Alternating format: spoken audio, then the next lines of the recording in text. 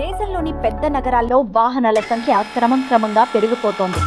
అదే సమయంలో పార్కింగ్ సమస్య వెంటాడుతోంది. ఈ క్రమంలోనే మెట్రో నగరాలకు చెందిన అధికారులు పార్కింగ్ సమస్యకు ఫుల్ స్టాప్ పెట్టేందుకు అధ్యయనం చేస్తున్నారు. లేటెస్ట్ గా హైదరాబాద్ కేబీఆర్ పార్క్ సమీపంలో మల్టీ లెవెల్ పార్కింగ్ వ్యవస్థ అందుబాటులోకి రానుంది. ప్రస్తుతం ట్రయల్ రన్ జరుగుతోంది. 2 వారాల్లో నగర ప్రజలకు అందుబాటులోకి రాబోతోంది. కేబీఆర్ పార్క్ సమీపంలో 400 గజాల ప్రాంతంలో మల్టీ లెవెల్ పార్కింగ్ వ్యవస్థను ఏర్పాటు చేశారు. ఒకేసారి 72 కార్లను నిలుపుకోవచ్చు.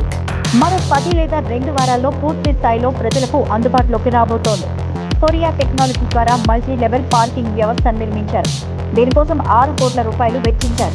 బంజారా హిల్స్, జూబ్లీ హిల్స్ ప్రాంతాల్లో పార్కింగ్ సమస్య తగ్గే అవకాశం ఉంది. ఈ వ్యవస్థ ద్వారా ట్రాఫిక్ జామ్ సమస్య కొంత మేర తగ్గుతుందని అంచనా వేస్తున్నారు. కేబీఆర్ పార్క్ వద్ద ట్రాఫిక్ చాలా ఎక్కువగా ఉంటుంది. ఉదయం, సాయంత్రం వేళ పార్కుకు వచ్చే వాకర్స్ అందులో కార్లను పార్కింగ్ చేయొచ్చు. దాని ద్వారా ట్రాఫిక్ సమస్య తగ్గే అవకాశం ఉంది.